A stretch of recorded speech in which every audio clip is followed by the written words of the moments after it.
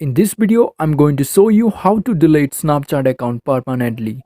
So to delete your account on Snapchat, click your profile icon and then click setting and then scroll down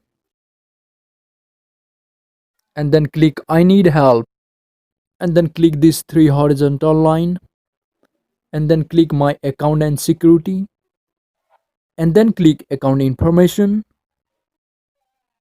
and then click delete my account. Now it says if you are having an issue on Snapchat, we might be able to help, contact support. But as you have to delete your Snapchat account, let's delete it. So to delete your Snapchat account, click account portals here. Now here put your password. So let me do this real quick. So after putting your Snapchat password, click continue. So now you can see Snapchat say your account will be deactivated soon. If you have verified an email address with Snapchat, they will send you a confirmation that happens. And in 30 days, your account will be deleted.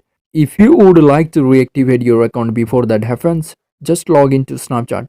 So guys, you have to delete your Snapchat account permanently. So I'm recommending you guys to don't log into your Snapchat account within the next 30 days. Thereby your account will be permanently deleted.